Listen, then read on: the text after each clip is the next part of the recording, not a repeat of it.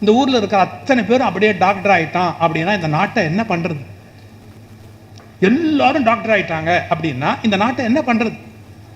இப்போ இந்த இடத்த அழகுபடுத்தணும்னு நினச்சவங்க என்ன பண்ணியிருக்கிறாங்க, ஒரு லைட் கிரீன் கலரில் ஒரு இலை, டார்க் கிரீன் கலரில் ஒரு இலை, குச்சி மாதிரி ஒரு இலை, குச்சி குச்சியாக ஒரு இலை, ரோஸ் கலரில் ஒரு பூவு, வெள்ளை கலரில் ஒரு பூவு, ஆரஞ்சு கலரில் ஒரு பூவு, மஞ்சள் கலரில் ஒரு பூவு, பூ மாதிரியே ஒரு பூவு. இப்போ இவ்வளவு கலந்திருந்தாதான் இந்த உலகம் அழகாக இருக்கும். டாக்டர் மட்டும் இருந்தால் உலகம் அழகாக இருக்காது. எல்லாரும் கலந்திருந்தாதான் உலகம் அழகாக இருக்கும்.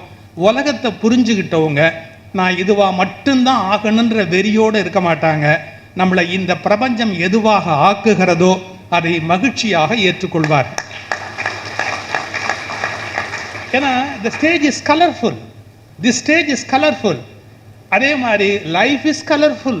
நம்முடைய வாழ்க்கை அழகாக இருக்க வேண்டும் என்றால் பலவிதமான பணிகளுக்கு நாம் தயாராக இருக்க வேண்டும். அதைத்தான் செல்வகுமார் சொன்னார். ஏன் சித்தா டாக்டர் இல்லையா? உங்களுக்கு தெரியுமா எத்தனை MBBS படித்த டாக்டர்ஸ் ஹோமியோபதி மருந்து சாப்பிட்றாங்கன்னு உங்களுக்கு தெரியுமா? எவ்வளவு அலோபதி டாக்டர்ஸ் ஆயுர்வேதா 15 நாள் வந்து அந்த ட்ரீட்மெண்ட் எடுத்துக்குவாங்க. பாடி பெயின்லேருந்து ரிலீவ் ஆகி வெளியே வரதுக்கு 15 நாள் ஆயுர்வேதா ட்ரீட்மெண்ட் எடுத்துக்கிறவங்க இருக்காங்க, தெரியுமா? ஸோ எல்லாரும் தேவைப்படுகிறவர்கள், காம்ப்ளிமெண்ட்ரி, ஒருத்தருக்கொத்தர் நம்ம சப்போர்ட்டாக இருக்க வேண்டியது இந்த சொசைட்டியோட அமைப்பு. எல்லாத்தையும் நாம் ரொம்ப நம்பிக்கையோடு இந்த வாழ்க்கையை சந்திப்பதற்கு முதல்ல பழகணும். என் ஃப்ரெண்டு வீட்டில் சார், அவங்க தாத்தாவுக்கு 100வது வயசு செலிப்ரேட் பண்ணாங்க. 100 வயசு அப்படிங்கிறத செலிப்ரேட் பண்ணாங்க. இவர் பேரை என்ன பண்ணால், தாத்தா காலில் விழுந்து கும்பிட்டு சும்மா இருந்திருக்கலாம் வாயை வச்சுக்கிட்டு.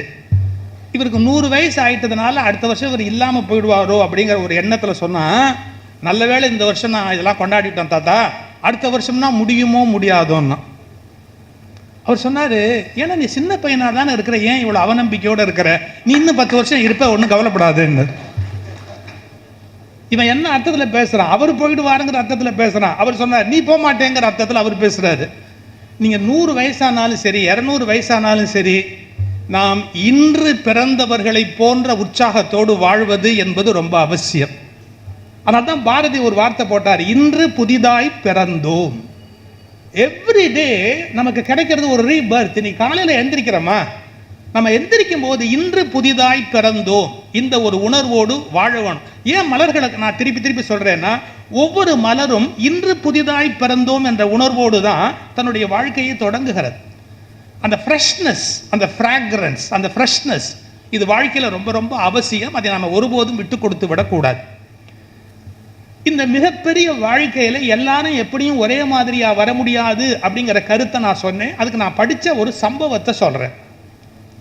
நான் கூட முதல்ல விவேகானந்தர், அப்துல் கலாம்லாம் சொல்லலாம்னு நினச்சேன். பாலாஜி சொன்னதுக்கப்புறம் அவங்களெல்லாம் கூப்பிடப்படாதுன்னு முடிவு பண்ணிட்டேன். ஏன்னா அந்த மாதிரி ஆளெல்லாம் நிறைய இங்கே மேடைக்கு கூட்டிகிட்டு வருவாங்க அப்படின்னு அவர் சொன்னார். இன்னொருத்தர் சொன்னதை கேட்கப்படாதுங்கிறது என் வாழ்க்கை லட்சியம். அதனால நான் அதெல்லாம் கூட்டிகிட்டு வரக்கூடாது அப்படின்னு நான் முடிவு பண்ணிட்டேன். இப்போ நான் சாதாரணமான ஒரு ஆள் தான் நானும் கூட்டிகிட்டு வரேன். ஒரு டீச்சர், அவங்களுக்கு கோவிட், தன்னை தனிமைப்படுத்தி கொண்டார்கள். தனிமைப்படுத்தி கொண்டு அவங்களுடைய அறையில் உட்காந்துருக்கிறாங்க. ஒரு ஃபோன் வருது. அவங்க பேர் சொல்லி, நீங்கள் தானே? ஆமாம். இந்த பள்ளிக்கூடத்தில் டீச்சராக இருந்தீங்கல்ல? ஆமாம். நான் யார் பேசுகிறேன்னு உங்களுக்கு தெரியாது, உங்ககிட்ட படித்த பையன் அப்படிங்கிறா. அப்படியாப்பா, நல்லா இருக்கியாப்பா அப்படின்னு. ஏன்னா நிறைய வாத்தியாருக்கு நம்மகிட்ட படித்து ஒருத்தர் நல்லா இருப்பான்ற அபிப்பிராயம் இருக்காது.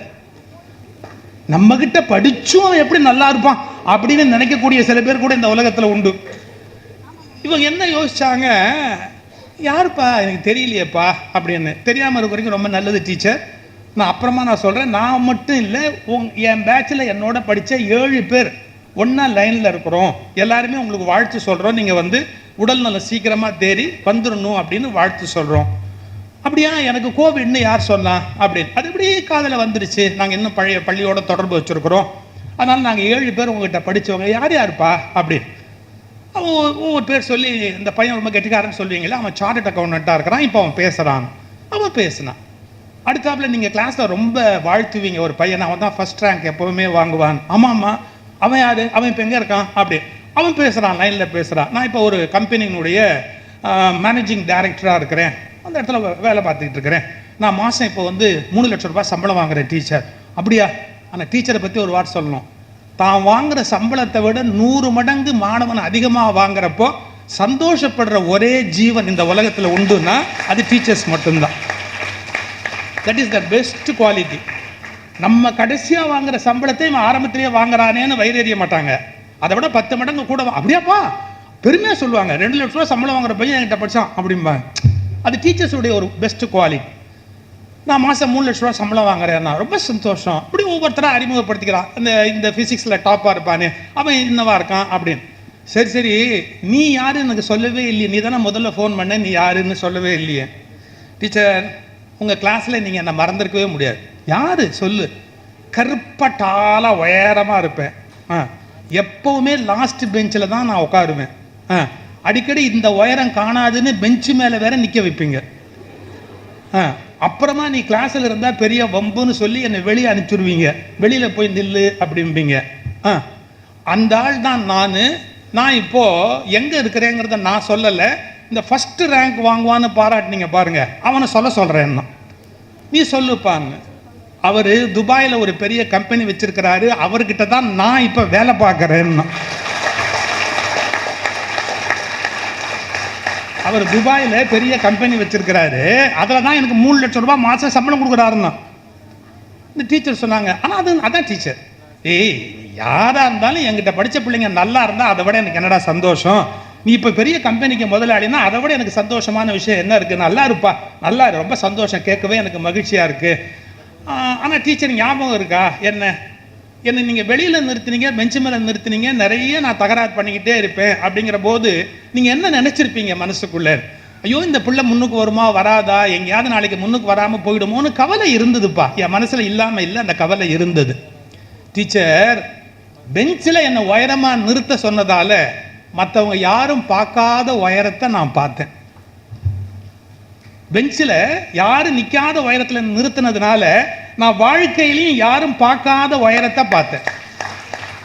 என்னை கிளாஸ் ரூமை விட்டு நீங்கள் வெளியே நிறுத்தினீங்கல்ல, அதனால நான் உலகத்தையே நல்லா பார்த்தேன். வெறும் கிளாஸ் ரூமை மட்டும் பார்க்கல, உலகத்தையே நல்லா பார்த்தேன். அதை விட முக்கியம், ஒவ்வொரு கிளாஸ்லையும் தகராறு, எல்லா டீச்சரோடையும் தகராறு, ஹெட்மாஸ்டரோட தகராறு. இப்போ தகராறு பண்ண உடனே என்ன பண்ணுவீங்க? டிசியை கொடுத்து வெளியே போ அப்படின்னு சொல்லுவீங்க.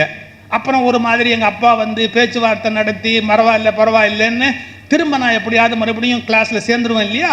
ஆமாம், அதுலேருந்து ஒரு டெக்னிக் கற்றுக்கிட்டேன். என்ன, எவ்வளவு பெரிய பிரச்சனையாக இருந்தாலும் பேசி சமாளிக்கலாம் அப்படிங்கிற ரகசியத்தை தெளிவாக கற்றுக்கிட்டு நான் இன்டர்நேஷ்னல் லெவலில் இன்றைக்கி லாஜிஸ்டிக்ஸ் பெரிய பிஸ்னஸ் பண்ணுறேன். யாரும் பார்க்காத உயரத்தை பார்த்துட்டேன், யாரும் பார்க்காத உலகத்தை பார்த்துட்டேன். எவ்வளவு ப்ராப்ளமாக இருந்தாலும் எந்த கவர்மெண்ட்டோடையும் நான் பேசியே சமாளிச்சிருவேன். நீங்கள் ஒன்று புரிஞ்சுக்கணும், வாழ்க்கை நமக்கு தருகிற எல்லாமே வரங்களை ஒழிய சாபங்களை தருகிற கெட்ட பழக்கம் பிரபஞ்சத்திற்கு இல்லை. அது ஒருபோதும் நம்மை சபிப்பதில்லை.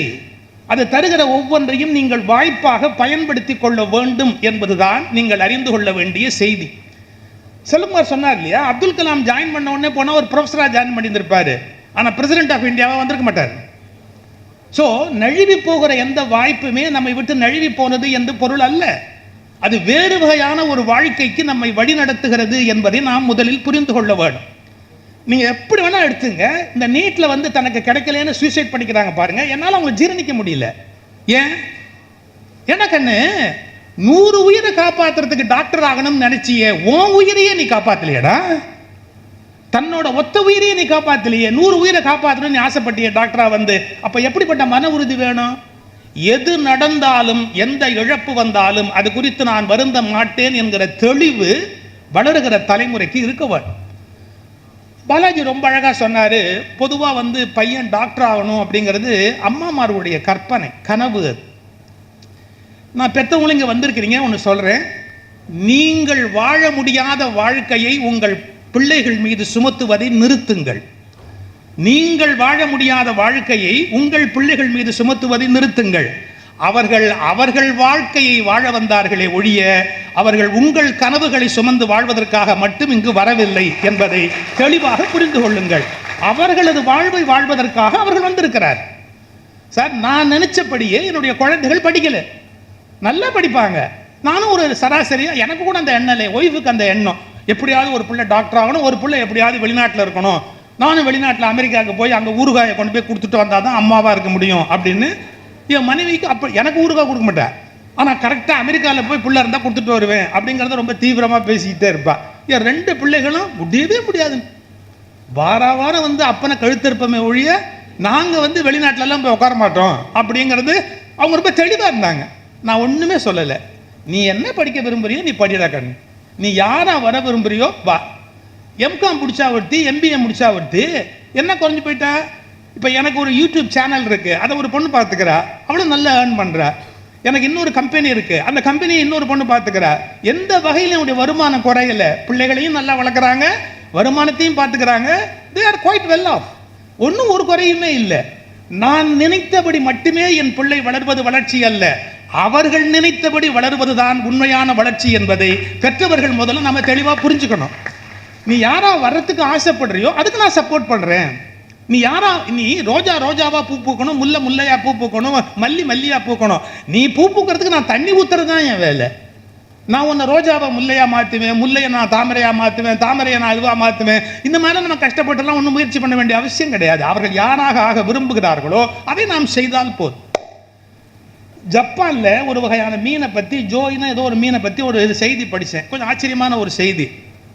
எப்படின்னா, நீங்கள் இத்தனோண்டு பாத்திரத்துக்குள்ளே அந்த மீனை போட்டு வளர்த்தீங்கன்னா அது 2 அங்குலம் தான் இருக்குமா.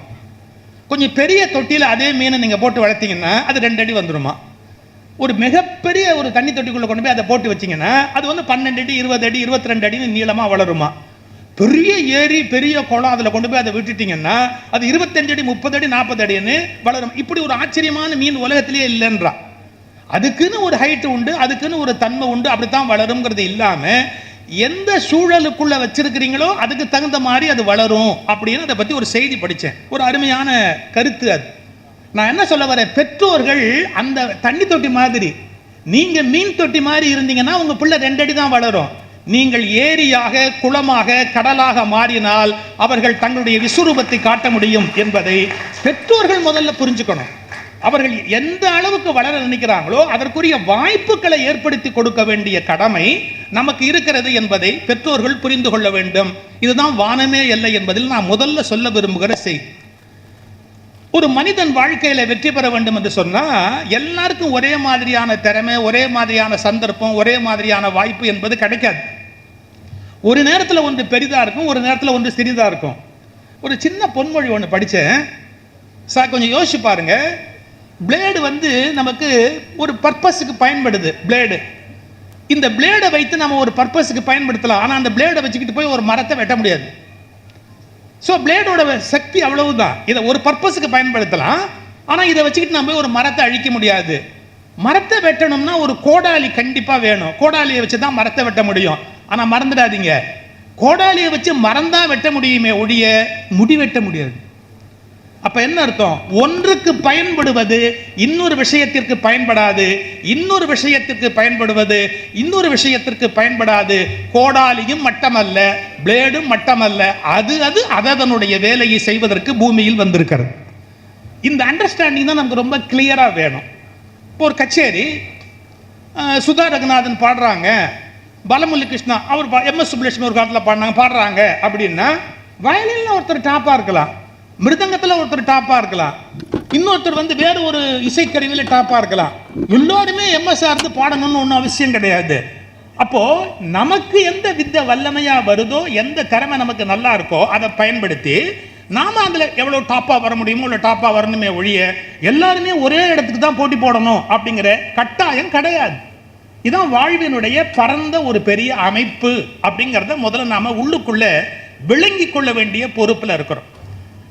அடுத்தது, எக்காரணத்தை முன்னிட்டும் தோல்வி அல்லது தாழ்வு மனப்பான்மை அல்லது டிப்ரெஷன் அப்படிங்கிறதுல கீழே போய் தற்கொலை பண்ணிக்கலாமா அப்படிங்கிற எண்ணத்துக்கு போவது என்பது ஒரு ஒரு என்ன சொல்வது, ஒரு முடிவே அல்ல. இது எந்த காரணத்தை முன்னிட்டு அது ஒரு முடிவே அல்ல.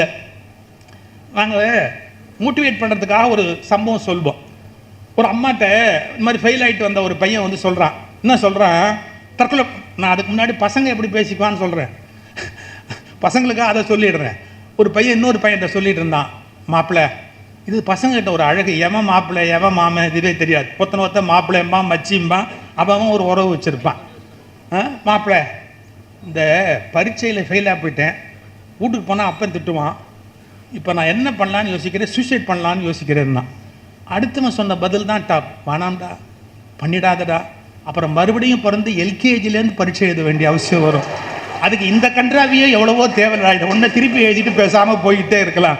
ஏன்டா இப்படி தப்பாக முடிவு எடுக்கிறேன்னா இதை முதல்ல மனசில் வச்சுங்க. அப்புறம் மறுபடியும் பிகினிங்லேருந்து ஸ்டார்ட் பண்ண வேண்டி வரலாம். எல்கேஜி யூகேஜி அட்மிஷன்லேருந்து ஆரம்பித்து எதுக்கு இந்த தலையெழுத்து, அதுக்கு இதே இன்னொரு தடவை வெயிட்டு போயிட்டே இருக்கலாமே, தேவையில்லாது. இப்போ நான் மறுபடியும் அந்த சம்பவத்துக்கு வரேன். ஒரு பையன் ஃபெயில் ஆகிட்டேன், வீட்டுக்கு வந்து சொன்னால் நான் சூசைட் பண்ணிக்க போகிறேன் அப்படின்னா அவங்க அம்மா பதறிட்டாங்க. எந்த அம்மாவும் முதல்ல பதறிடுவாங்க. பதறிட்டாங்க. எப்படி நான் பண்ண போகிறேன்னா, கைத்தில் தொங்க போகிறேன்னா வீட்டில் இருக்கிற கைத்தெல்லாம் எடுத்து ஒழிச்சு வச்சாங்க. பாவம். நான் அவன் எலி மருந்து தின்னுவேன் அப்படின்னா வீட்டில் இருக்கிற எலி அதுக்குன்னு வச்சிருக்கிற மருந்து பாவம், அதை திங்க விடாமல் அதையும் எடுத்து எல்லாத்தையும் ஒழிச்சு வச்சான். இப்போ மறுபடியும் சொன்னான், அப்படின்னா நான் கரண்ட்டில் கை வச்சு சாக மாட்டேனான்னா, அது சமயத்தில் தான் சாக முடியும். கரண்ட்டு வந்தால் தானே அது நடக்க முடியும் இல்லையா? சில சமயம் வரும், சில சமயம் வராது, நம்ம அதிர்ஷ்டத்தை பொறுத்தது. அந்த மாதிரி மெயின் சுவிட்சே பிடிங்கிடுச்சு. ஏன்டா வம்பு அப்படின்னு இவன் சொன்னான். நீ எல்லாம் பண்ணிட்டாப்புல நான் சரியாக இருந்தா மூச்சு அப்படியே பிடிச்சிக்கிட்டு அப்படியே போயிடுவேன். அந்த அம்மா ஒரு எல்லைக்கு அப்புறம் போட போட நீ தானே சொல்லிட்டேன் போ. அவன் அதை எதிர்பார்க்கல. அவ்வளோ சீக்கிரமாக அந்த முடிவுக்கு அந்த அம்மா வருவாங்க அப்படின்னு அவன் எதிர்பார்க்கல. என்ன நீ போன்னு சொல்லிட்டேன்னா, நீ சாவறதுக்கு எத்தனை யோசனை சொன்ன? எலி மருந்து சாப்பிடுவேன்னு, கைத்தில் தொங்குவேன்னு, கரண்ட்டில் கை வைப்பேன்னு, மூச்சை பிடிச்சிக்குவேன்னு. சாவறதுக்கே இத்தனை வழி இருக்குன்னு சொன்னால் வாழ்கிறதுக்கு எத்தனை வழி இருக்குன்னு யோசிச்சாடான்னு. இதுதான் சார் வாழ்க்கை. மனுஷனுக்கு சாவறதுக்கே இத்தனை வழி இருக்குது, ஆப்ஷன்ஸ் இருக்குன்னு சொன்னால் வாழ்கிறதுக்கு எத்தனை விதமான ஆப்ஷன்ஸ் இருக்குது யோசிச்சு பார்க்க வேண்டாமா? ஸோ எல்லாத்தையும் நம்ம எக்ஸாஸ்ட் பண்ணணும். இன்னும் இதை தவிர வேறு என்ன? ஆனால் ஒன்று இருக்குது, ட்ரை பண்ணாமல் விடக்கூடாது. அதாவது ஒரு விஷயத்தை முயற்சியே எடுக்காமல் எனக்கு அது வராதுன்னு சொல்லக்கூடாது. ஒரு விஷயத்தில் நம்முடைய இன்வால்மெண்ட்டையே நம்ம காட்டாமல் என்னால் அது முடியாது அப்படின்னு நம்ம பேசக்கூடாது. ஸோ நம்ம ட்ரை பண்ணணும், முயற்சி பண்ணணும், அந்த காரியத்தில் ஈடுபடணும். நான் ஒன்று சொல்லட்டுமா? பை ட்ரைனிங் அப்படிங்கிறது மூலமாக இந்த உலகத்தில் செய்ய முடியாத எத்தனையோ வேலைகளை நம்மால் செய்ய முடியும். சர்க்கஸ் போயிருக்கீங்களா? சர்க்கஸில் யானை சைக்கிள் ஓட்டுமே, யானைக்கும் சைக்கிளுக்கும் ஏதாவது ஸ்நான பிராப்தி உண்டா? எந்த காட்டிலையாவது வந்து சைக்கிள் இருக்கா? சர்க்கஸ் வந்து போய் பாருங்க, யானை சைக்கிள் ஓட்டுது. எப்படி ஓட்டுது? யானை ஒன்று முதல்ல சைக்கிள் ஓட்டாது, அதுக்கு சைக்கிள் ஓட்ட தெரியாது. ஆனால் அந்த ட்ரெயினர்னு ஒருத்தர் இருக்கான் பார்த்தீங்களா, அந்த யானைக்கு அந்த ட்ரெயினர் என்ன பண்ணுவான்? ஃபஸ்ட்டு சைக்கிளை வச்சுக்குவான், யானையை பக்கத்தில் வச்சுக்குவான். வச்சுட்டு அந்த சைக்கிளை எப்படி தொடுவான், யானையை தொடுவான், யானையை தொடுவான், சைக்கிளை தொடுவான். ரெண்டுக்கும் லிங்க் என்னங்கிறத புரிய வைப்பான். யானை லேசாக புரிஞ்சுக்கும். இவன் சைக்கிள் மேலே ஏறி உட்காந்து ஓட்டுவான். அப்போ ரெண்டாவதாக புரிஞ்சுக்கும், ஓ இது ஓட்டுற விஷயம் அப்படின்னு. மூணாவதா யானைக்கு இன்ஸ்ட்ரக்ஷன் கொடுப்பான், நீ இதில் உட்காந்து ஓட்டு அப்படிம்பான். போவாது, மாட்டேன் அப்படிங்கும். உடனே என்ன பண்ணுவான்? டெம்ப்ட் பண்ணுவான். ஒவ்வொரு யானைக்கு ஒரு வீக்னஸ் உண்டு. சாக்லேட்டு, இந்த ஸ்ரீரங்கம் கோயிலில் ஒரு யானை இருந்ததுங்க, மூக்குப்படி கொடுத்தா எல்லா வேலையும் செய்யும். அறநிலையத்துறை கவனிக்க அவங்க அந்த யானைக்கு ஒருத்தர் காப்பி கொடுத்து கெடுத்து வச்சிருக்கிறார். எப்படின்னா, காஃபி வாசனை ஃபில்டர் காஃபி குடிச்சிட்டீங்க அப்படின்னா என்ன வேணாலும் செய்யும். அப்படிதான் அந்த பாகங்கள் வந்து பழக்க வைப்பாங்க. ஏதாவது ஒரு வகையில் ட்ரெயின் பண்ணுவாங்க. அதுக்கு ஒரு சாக்லேட் ஏதோ ஒரு சின்ன வீக்னஸ் இருக்கும். அது அப்படி காட்டுவான், கொடுக்க மாட்டான். அதை காமிச்சிட்டு சொல்வான், நீ இதில் உட்காந்தா கொடுக்குறேன்பா. அது இப்படி யோசிக்கும், அப்படி தொடும். துதுக்கையை வச்சு முதல்ல சைக்கிள் எப்படி எடுத்துகிற அப்படி ஜென்டலாக டச் பண்ணோம். ஒரு சாக்லேட் கொடுப்பான். அரே நமக்கு சாக்லேட் கிடைக்குது அப்படின்னு நினைக்கும். கொஞ்ச நேரம் கழிச்சு நீ இதில் ஏறி உட்காந்தே ஆகணும் அப்படின்பா. அது மாட்டேங்கும், பயப்படும், நம்ம விழுந்துருவோம் அப்படின்னு பயப்படும். இப்போ தான் சார் அவன் ஒரு டெக்னிக் கையாளுவான். நீ இந்த யானையில் இந்த சைக்கிளில் உட்காந்து ஓட்டலைன்னா உங்ககிட்ட நான் பேச மாட்டேன்பா, உங்கூட நான் நிற்க மாட்டேன், உங்கூட நான் பேச மாட்டேன் அப்படின்னு. அந்த யானை என்ன தெரியுங்களா, அந்த சர்க்கஸ்லேயே இவங்கிட்ட பேசுகிற ஒரே ஆள் அவன் தான். இப்போ இவன் ஃப்ரெண்ட்ஷிப்பும் போயிடுச்சுன்னு சொன்னால் நம்ம என்ன பண்ணுறது அப்படிங்கிறதுல வேற வழியே இல்லாமல் இவன் நட்பு போயிடுமே அப்படிங்கிறதுக்காக லேசாக அந்த காலை தூக்கி அது மேலே வைக்கும். கொஞ்சம் கொஞ்சமாக திடீர்னு ஒரு நாள் அழகாக அந்த சைக்கிளை மிதித்து ஓட்ட ஆரம்பித்து ஒரு ரவுண்டு, 2 ரவுண்டு, 3 ரவுண்டு. அப்போ என்ன ஆயிடுன்னு கேட்டிங்கன்னா, அந்த யானைக்கும் சைக்கிளுக்கும் சம்மந்தமே இல்லை. ஆனால் ஸ்டேஜ் பை ஸ்டேஜ் அந்த ட்ரைனர் கூட்டிக்கிட்டே போய் 7வது 8வது ட்ரையலில் அது ஓட்ட வச்சுட்டான். இதே தான் வாழ்க்கை. உங்களுக்கு சம்பந்தமே இல்லாத விஷயமாக இருந்தாலும் 7 அல்லது 8 முறை தொடர்ந்து உங்கள் வாழ்வில் நீங்கள் முயற்சியை மேற்கொண்டு இருக்கிற போது எந்த விஷயமும் உங்களுக்கு வசப்படும். இதுதான் வாழ்க்கை. எந்த விஷயமா வேணாலும் இருக்கலாம், சங்கீதமாக கூட இருக்கலாம், உங்களுக்கு அது வசப்படும். அது எப்படி நம்மளுக்கு வராமல் போயிட முடியும்? நீங்கள் கிராமத்தில் பார்த்துருக்கீங்களா?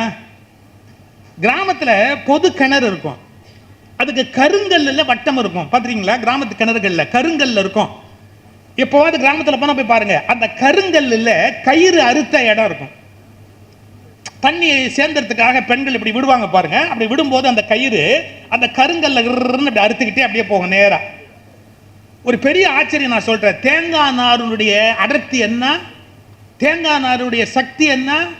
ஆனா தேங்காய் நார்ல தயாரிக்கப்பட்ட கயிறு கருங்கல் மேடை, அது கருங்கல் வட்டம். அதை அறுத்து அறுத்து அறுத்து ஒரு நாள் நீங்க பாத்தீங்கன்னா ஒரு பள்ளம் இருக்கும். எதுல? அந்த கருங்கல் இல்ல.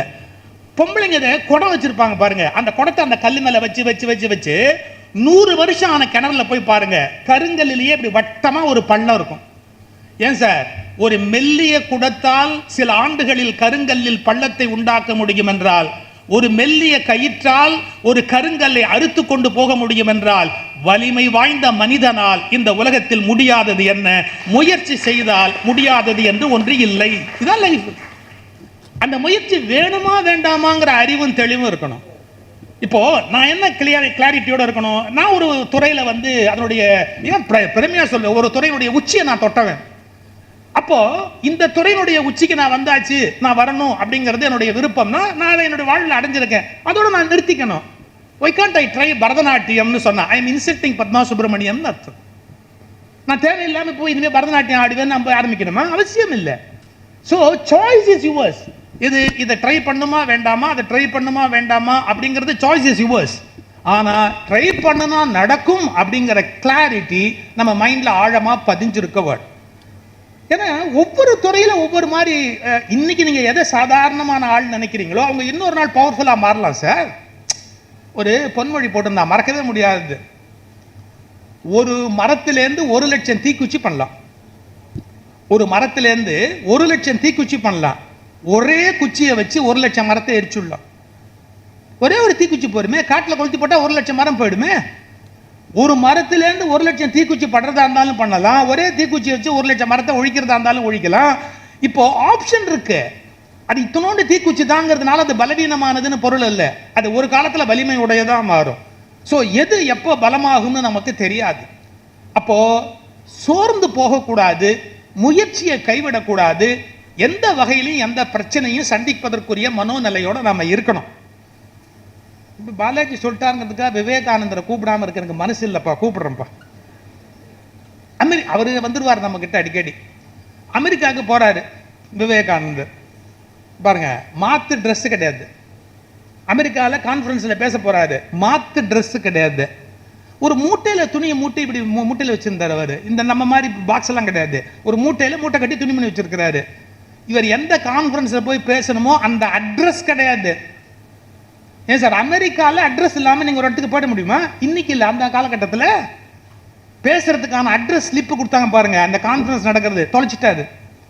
மாத்து ட்ரெஸ் கிடையாது, பணம் கிடையாது. கடைசி நேரத்தில் ராமநாதபுரம் மகாராஜா கொஞ்சம் பணம் கொடுத்து விட்டாரு, அதை எடுத்துட்டு கிளம்பிட்டாரு. பணம் கிடையாது, சாப்பிட வழி கிடையாது. இவர் பாட்டுக்கு ஒரு இடத்துல மூலையில படுத்து கிடக்கிறாரு. ஒரு பார்க்குக்கு பக்கத்தில் ஒரு இடத்துல படுத்து கிடக்கிறாரு. அந்த பக்கத்து வீட்டில் இருக்கிற லேடி இப்படி பார்த்துட்டு, ஏன் இந்த மனுஷன் இங்கே படுத்துருக்கிறா, நீ யார், எதுக்கு வந்த அப்படின்னு கேட்டு, இந்த கான்ஃபரன்ஸுக்கு வந்தேன்னு சொன்ன உடனே அதுக்கு லெட்டர் கொண்டாந்துருக்கிறியா அப்படின்னு கேட்டா. இல்லை, எனக்கு அதெல்லாம் ஒன்றுமே தெரியாதுன்னு. என்ன நீ இவ்வளவு குழந்தைத்தனமா பேசிட்டு இருக்கிற, சரி நான் அதுக்கு ஒரு ஏற்பாடு பண்ணுறேன் அப்படின்னு ஒரு லெட்டர் அதுக்கப்புறமா ஏற்பாடு பண்ணி அந்த கான்ஃபரன்ஸில் பேச வைக்கிறா. ஒன்று மறந்துடாதீங்க, எந்த விதமான செக்யூரிட்டி ஏற்பாடும் கிடையாது. எது, திரும்பி வரத்துக்கு பணம், தங்கறதுக்கு ஏற்பாடு, மாத்து துணி, உங்களுக்கு சிபாரிசுக்கு லெட்டரு, எதுவுமே இல்லை. 2 வரி அந்த மனுஷன் அந்த ஊர்ல ஆரம்பிச்ச உடனே அமெரிக்காவை கலக்கல. இதான் வாழ்க்கை. உங்களுக்கு எந்த விதமான உத்தரவாதமும் வரவில்லை என்றாலும் நீங்கள் ஜெயித்து காட்ட வேண்டியது வாழ்வினுடைய கட்டளை. நமக்கு எல்லாம் உத்தரவாதம் கொடுக்க மாட்டாங்க. நமக்கு குடிகார தகப்பம் வாய்க்கலாம். ஏன், அவருக்கு தெரியாத உலகம். அவர் எப்படியோ ஒரு மாதிரி போயிருக்கலாம். டிவி சீரியல்ல பைத்தியம் முடிச்ச அம்மா நமக்கு வாச்சிருக்கலாம். என்ன நேரம் பார்த்தாலும் அதையே பார்த்துக்கிட்டு பேன்னு உட்காந்துருக்கோம். ஒன்றும் பண்ண முடியாது. நான் பெற்றவங்களை எவ்வளோ பெருமையாக பேசுகிறேனோ அவ்வளோ மாதிரி காட்சியும் எடுத்துடுவேன். அதான் ஒன்றும் பண்ண முடியாது. ஏன்னா எல்லாம் சேர்ந்தது தான் அம்மா, எல்லாம் சேர்ந்தது தான் அப்பா. அவங்க ஒன்றும் அப்படியே தேவதைகளாக மேலேருந்து வந்தவங்க இல்லை, நல்லவங்க இல்லைன்னு நான் சொல்லலை. சில சமயத்தில் கொஞ்சம் நட்டு கயண்டவங்க. நான் என்ன பண்ண முடியும், ஏற்றுக்கிட்டு தான் ஆகணும். அவங்க எந்த நேரமும் அதே விஷயத்துலேயே அப்படியே இருப்பாங்க. ஒரு பள்ளிக்கூடத்தில் ஒரு குழந்தை முதல் ரேங்க் வாங்கின உடனே, ரொம்ப பிரமாதமாக மார்க் வாங்கின உடனே அதை பேச சொன்னாங்க. அது என்ன பண்ணிச்சு, ஒரு காகிதத்தில் எழுதிட்டு வந்து படிக்கணும் அப்படின்னு சொல்லி, நான் இத்தனை பெரிய வெற்றியை இந்த இடத்தில் பெற்றதற்கு காரணம் என்ன என்று சொல்ல வேண்டும் என்றால், என் தாயார் தேவதையை போன்றவள், என் தாயார் எனக்கு மிகப்பெரிய வழிகாட்டி, என் தாயை போன்ற மிகச்சிறந்த இப்படி பேப்பரை பார்த்துக்கிட்டு, எங்கள் அம்மா கையெழுத்து நல்லா இருக்காதுன்னு. ஏன் எல்லாம் அவங்க எழுதி கொடுத்துருக்காங்க, அவங்க தான் எழுதி கொடுத்துருக்காங்க. எங்கள் அம்மா கையெழுத்து நல்லா இருக்காது, அதனால என்ன எழுதியிருக்காங்கன்னு தெரியல, பேச்சை முடிச்சுட்டேன்னு. அதாவது தான் பாராட்டப்பட வேணும்னு ஒரு தாய் நினைக்கிறது நான் குறை சொல்லலை, ஆனால் பாராட்டப்படும்படியாக தான் இருக்கணுங்கிற கட்டாயமும் தாய்க்கு இருக்குல்ல. நான் டிவி சீரியல் பார்ப்பேன், நான் எப்பவும் பார்த்துக்கிட்டே தான் இருப்பேன், ஆனால் நீ படின்னா எப்படி படிப்பான்? குழந்தைகள் டிவி பார்க்கக்கூடாது என்று நினைக்கிற பெற்றோர்கள் தாங்களும் டிவி பார்க்கக்கூடாது என்கிற கற்பு நெறிக்கு திரும்ப வேண்டும் என்பதை நான் கடுமையாக சொல்லிக் கொள்கிறேன். உங்கள் குழந்தை நல்லா வளரணும்னு சொன்னால் நீங்களும் அதுக்குரிய தியாகங்களை பண்ணணும். நான் டிவி பார்க்கல, நான் நிறுத்திடுறேன் என்னையோட, நீ உனக்காக நான் அதையும் நிறுத்துறேன்னா நீ சரியான ஒரு தாயார்னு அர்த்தம். ஒரு சரியான தாயாக இருக்கணும், ஒரு சரியான தந்தையாக இருக்கணும், நம்முடைய கடமைகளை நம்ம நிறைவேற்றணும். அதுக்கு நான் பெற்றவங்க ரொம்ப குறை சொல்லிட்டேன் நினைக்காதீங்க. உங்களுக்கு கிடைச்சிருக்கிற மாதிரி பெற்றோர்கள் அகில உலகத்திலையும் யாருக்கும் கிடைக்க மாட்டாங்க. அந்த நேரத்தில் நான் அந்த அந்த விஷயத்தை நான் சொல்லிட்டு தான் போனேன், சொல்லாமல் போனால் மிகப்பெரிய பாவியாக போயிடுவேன். அமெரிக்காவில் எந்த தாய் தகப்பனாவது தன்னுடைய குழந்தை எதிர்காலத்துக்கு பொறுப்பேற்றுக்குவான்னு நினைக்கிறீங்களா? 15 வயசு ஆயிட்டா பசங்களை வீட்டை விட்டு அனுப்பிச்சிடுவாங்க. Only up to the age of 15 father and mother are responsible. After 15 mother and father they are not responsible for their children future. அவனுக்கு எஜுகேஷனுக்கு கூட they will not spend even a single pie. ஒரு சல்லி காசு மகன் படிப்புக்கு அப்பா செலவு பண்ண மாட்டார். என்ன பண்ணணும்? அவன் போய் ஒரு ரெஸ்டாரண்ட்டில் ஒர்க் பண்ணணும், அவன் போய் ஒரு பப்பில் இருக்கணும், இல்லை ஒரு டேபிள் துடைக்கணும், இல்லை ஒரு கிளீனராக வேலை பார்க்கணும். ஏதாவது ஒரு வேலையை பார்த்து he must earn and learn. அவன் ஏதாவது ஒரு படிக்கணும் அப்படின்னு சொன்னால் அவனே கஷ்டப்பட்டு தான் படிக்கணும், அவனே கஷ்டப்பட்டு தான் அந்த பாடத்தை போய் முடிக்கணும். அதுக்கு அவன் தான் சம்பாரிச்சுக்கணும், அப்பா அம்மா பணம் கட்ட மாட்டாங்க. இந்தியாவில் அப்படியா? காட்டை விற்று, கழனியை விற்று, வீட்டை விற்று, தாலியை விற்று தாம் பிள்ளைய படிக்க வைக்கணும்னு நினைக்கிற இந்திய பெற்றோர்களை போன்ற கடவுள்களை 14 உலகத்தில் நீங்கள் தேடினாலும் கிடைக்க மாட்டார்கள். அவங்களுடைய கிரேட்னஸ் என்னன்னு தெரியணும். நான் 2 சேர்த்தே தான் சொல்றேன். அவங்களுடைய கிரேட்னஸ் என்னன்னு தெரியணும், அவங்களுடைய வீக்னஸ் என்னன்னு தெரியணும். சார், நம்ம பிள்ளைகளுக்காக உயிர் வாழ்கிற பெற்றோர்கள் மாதிரி உலகத்தில் நீங்கள் பார்க்க முடியாது sir. Generally Asian parents are like that. Even Chinese அவங்க கூட அப்படி தான். ஏஷியன் பேரண்ட்ஸ் ஓரளவுக்கு அந்த மாதிரி அட்டாச்சாக இருப்பாங்க ஃபேமிலி அப்படிங்கிற கான்செப்டில். யூரோப்பியன் அண்ட் அமெரிக்கன் பேரண்ட்ஸ் அப்படி இருக்கிறது இல்லை. That is different. இன்னொரு சின்ன உதாரணம் சொல்கிறேன். ஒரு அப்பா சாப்பிட பையனை கூட்டிகிட்டு போகிறார் ஹோட்டலுக்கு. டேபிளில் கொண்டாந்து வைக்கிறான் பாருங்க, பிரியாணி மேலே ஒன்றில் எக் இருக்குது, இன்னொன்று பிரியாணி அப்படியே வெறும்னா மூடி இருக்குது. ரெண்டையும் கொண்டாந்து இப்படி சர்வ் பண்ணான். பையன் அப்படியே பார்த்தான், அந்த எக்கு இருக்கிறத டப்புன்னு எடுத்து தான் வச்சுக்கிட்டான்.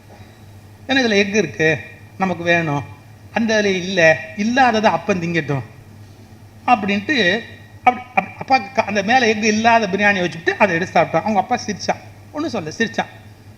சாப்பிட்லான்னு பார்த்தான் பாருங்க, அந்த காலியாக மூடி இருக்கிறதுக்கு உள்ள 2 எக்கு இருந்தது.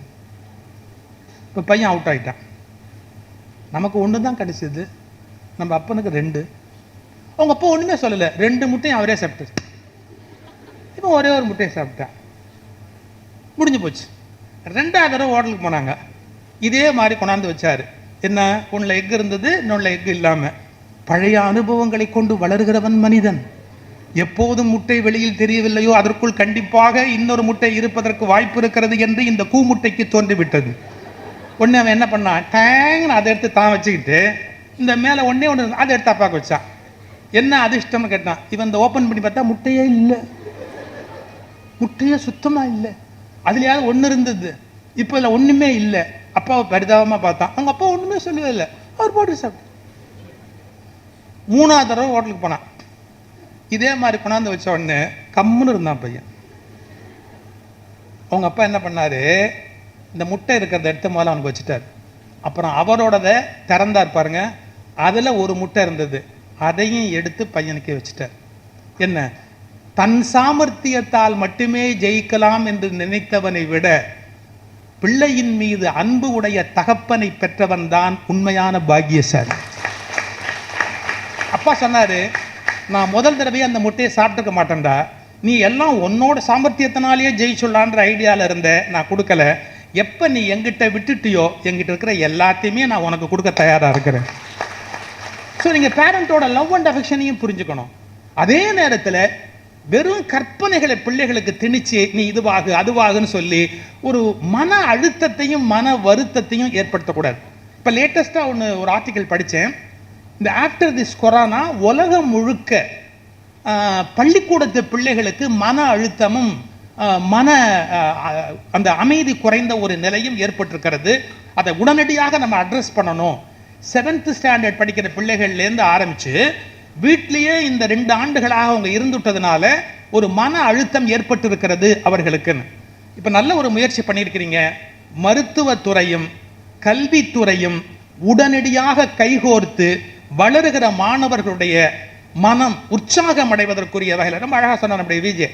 அதில் வேறு மாதிரியான நெகட்டிவ் வேர்ட்ஸே அதில் போடாதீங்க. அவங்களுடைய நல்ல மனம் வளமடைவதற்குரிய ஒரு நல்ல ஒரு காரியத்தை செய்ய வேண்டிய ஒரு காலம் இப்போது ஏற்பட்டிருக்கிறது. ஏன்னா பள்ளி குழந்தைகளாக இருக்கிற போது மனம் சுருங்கி போச்சுன்னு வச்சுங்க, அப்புறம் எப்படி நம்ம வாழ்க்கையில் ஜெயிக்க முடியும்? அதனால் அந்த குழந்தைகளை சரியான நேரத்தில் அடையாளம் கண்டு மருத்துவத்துறையும் கல்வித்துறையும் கைகோர்த்து நிறைய அற்புதங்கள் செய்ய வேண்டிய காலம் இந்த காலம். நான் நீண்ட பேச்சு பேசுவது பொருத்தமல்ல, அதுக்குரிய கால எல்லாம் இருக்குது. வெளியில் நீங்கள் போகும்போது 12ஆம் வகுப்பு 10ஆம் வகுப்பு முடித்தவர்கள் மேற்கொண்டு என்னென்ன படிப்பு படிக்க முடியும்னு நமக்கு செல்வகுமார் சொன்னார் பாருங்க. அது மாதிரி ஒரு ஆர்டிக்கல் உங்களுக்காக நான் தேடி பிரிண்ட் போட்டு கொண்டாந்துருக்கிறேன். வெளியில் இருக்காது. அதாவது there are so many options. ஒன்று இல்லை, 2 இல்லை, வானமே இல்லை, நிறைய வாய்ப்பு இருக்கிறது. நமக்கு என்ன வருமோ அதை பொறுத்து தான் நம்ம பண்ண முடியும். என்ன துறையில் நம்ம கைகூடுமோ அதை பொறுத்து தான் நம்ம மேலே வர முடியும். அதனால் there are so many options. இந்த உலகம் நமக்கு வாரி கொடுப்பதற்கு தயாராக இருக்கிறது. அதையும் ஒரு தடவை படிங்க. இதை நீங்கள் எய்ம் பண்ணுங்க, பரீட்சை எழுதுங்க, அதில் வெற்றி பெறுங்க. வெற்றி பெற முடியாமல் போயிட்டா அதை பற்றி பெருசாக வருத்தமாக எடுத்துக்காதீங்க. நான் ஒரு வார்த்தை சொல்வேன். நீங்கள் திட்டமிடுகிற போதும் வெற்றி பெற வேண்டும் என்று உழைக்கிற போதும் ஒரு ஐரோப்பிய அமெரிக்கனுடைய அணுகுமுறை நமக்கு இருக்கணும். ஏன்னா ஐரோப்பியர் எப்படி தெரியுங்களா, அவ்வளோ மெட்டிகுலஸாக பிளான் பண்ணுவாங்க. ஒரு விஷயத்தை அவங்க அடையணும்னா அவ்வளோ மெட்டிகுலஸாக பிளான் பண்ணுவாங்க. பட் ரிசல்ட் தப்பாக வந்ததுன்னா அவங்ககிட்ட ஒரு கெட்ட குணம், சுட்டுக்கு செத்துருவாங்க. நான் அப்போ உங்களுக்கு யோசனை சொல்கிறேன், அப்போ மட்டும் நீங்கள் சரியான ஒரு இந்திய மனோபாவத்தோடு இருக்கணும். என்ன எல்லாம் பகவான் செயல், நடக்க வேண்டியது நடக்குது, நாம் என்ன பண்ண முடியும்? இப்போதைக்கு அல்வா சாப்பிடலாமா? I am not joking, that is the correct way of life. நான் பாடுபடுகிற வரையில் முயற்சி எடுத்துக்கொள்ளுகிற வரையில் ஒரு அமெரிக்கனை போல ஒரு ஐரோப்பியனை போல அதீத உற்சாகத்தோடு ஒரு காரியத்தை செய்வேன். when the result comes, நான் ஒரு இந்திய வேதாந்த ஞானத்தோடு மிகுந்த அமைதியான மன நிம்மதியோடு அதை ஏற்றுக்கொள்வதற்கு தயாரான ஒரு பக்குவத்தோடு இருப்பதை சிபாரிசு செய்கிறேன். That is the correct way of life. முயற்சி செய்கிற வரையில் அந்த அளவுக்கு முயற்சி பண்ணணும். ரிசல்ட் வரும்போது ரைட்டு நம்மளால முடிஞ்ச வரைக்கும். சார், ஒரு ரயில்வே ஒரு போஸ்டிங் இன்டர்வியூ நடக்குது. ஒரு பையனை இன்டர்வியூ பண்ணுற ஒரு பேனலில் கேட்டார், தம்பி இந்த பக்கம் ஒரு ரயில் வருதுடா, நீ ஸ்டேஷன் மாஸ்டராக இருக்க, என்ன பண்ணுவேன்? சார் பாயிண்ட்ஸ் மாற்றிடுவோம் சார். இன்னொரு இதில் பாயிண்ட்ஸ் மாற்ற முடியல, ஏன்னா அதில் ஒரு ரயில் வந்துக்கிட்டு இருக்கு, பாயிண்ட்ஸ் மாற்ற முடியல. நான் என்ன பண்ணுவேன் சார்? உடனே சிவப்பு ஃப்ளாக் காமிச்சு ஓடுவேன் சார். சிவப்பு ஃப்ளாகை காமிச்சு ஓடுவேன். அப்போ பார்த்து சிவப்பு கொடி அந்த இடத்துல இல்லை, என்ன பண்ணுவேன்? போர்ட்டர் சிவப்பு சட்டை போட்டிருப்பான், விடுக்குன்னு அந்த போர்ட்டோட சிவப்பு சட்டையை கழட்டி நான் அதை ஆட்டிக்கிட்டே ஓடி போய் அந்த ரயிலை எப்படியாவது நிறுத்திடுவேன் சார். அதுக்கும் சான்ஸ் இல்லை, என்ன பண்ணுவேன்? அந்த பையன் சொன்னான், வேடிக்கை பார்ப்பேன். இவ்வளவு ட்ரை பண்ணி முடியலன்னா அதுக்கப்புறம் இதுக்கு நான் ஆக்சிடென்ட்டே பார்த்தது இல்லை, அதை ஜாலியாக வேடிக்கை பார்க்க வேண்டியதுதானே. இது குறுயலான ஜோக்கா இருக்கலாம், பட் தட் இஸ் லைஃப். நீங்கள் உங்களால் ஆன எல்லா முயற்சிகளையும் செய்யணும். ஆனால் ரிசல்ட் நமக்கு ஃபேவரலாக வரலன்னா வருத்தப்படவே கூடாது. உங்களுக்கு சின்ன உதாரணம் சொல்லட்டுமா? தேர்தலில் ஜெயிச்சா கோட்டைக்கு போவார் டாக்டர் கலைஞர், தோத்தா மறுநாள் அறிவாலயத்தில் போய் உட்காந்து தொல்காப்பியத்துக்கு ஒரே எழுத ஆரம்பிப்பார். ஏன் எப்போ நீ ஆக்டிவாரு? நீ ஜெயிக்கிறதும் தோக்கிறதும் ஜனங்க போடுற ஓட்டை பொறுத்தது. அவங்களுக்காக நான் ஏன் என்ன அனாவசியமாக கஷ்டப்படுத்திக்கணும்? வந்தா அந்த வேலையை பார்க்குறேன், வராட்டி இந்த வேலையை பார்க்குறேன். அதான் வாழ்க்கை. முடிஞ்சா அந்த வேலையை பார்க்குறேன், என்கிட்ட கொடுத்தா அந்த வேலையை பார்க்குறேன், என்கிட்ட அதை கொடுக்கலையா நான் இந்த வேலையை பார்க்குறேன். ஸோ நீங்கள் எப்போவுமே மகிழ்ச்சியாகவும் நிறைவாகவும் உங்களுடைய உழைப்பை தருவதாகவும் இருக்கணும். உங்களை நம்பி இந்தியா காத்திருக்கிறது.